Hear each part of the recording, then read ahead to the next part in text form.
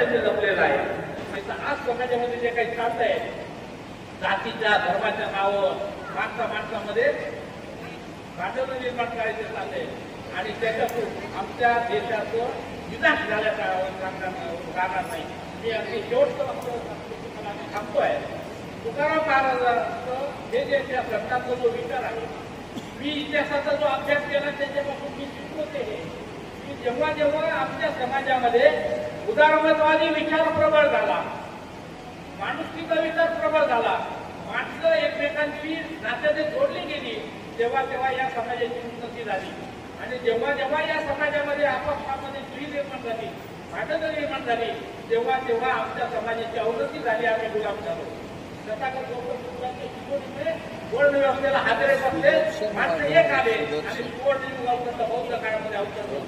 विश्वमित्र शिवनाने पुन्हा प्रतिक्रांती केली, पुन्हा शासन वर्ण व्यवस्था आमच्यावर लादली, वैदिक धर्म आमच्यावर लादला, आमची अवनती झाली.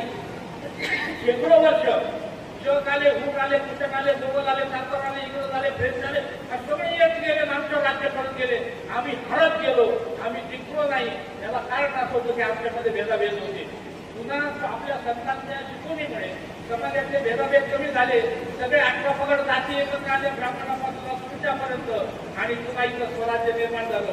आणि पेशवाईमध्ये जेव्हा पुन्हा भेदाभेद सुरू झाले, पुन्हा अस्पृश्यांच्या काळात पडके बांधले गेले, कपड्याला झाडू घातला गेला, कुंड्याची झेंड काढली गेली, स्त्रियांना तर काय स्त्रियांची अवस्था तर भयानक झाली होती पेशवाईमध्ये.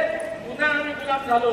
आणि जेव्हा इंग्रजांच्या विरोधात महात्मा गांधींच्या नेतृत्वाखाली सर्व सामाजिक वर्गात जाती धर्म प्रांत भेद सगळे विसरून पुन्हा आम्ही स्वतंत्र झालो.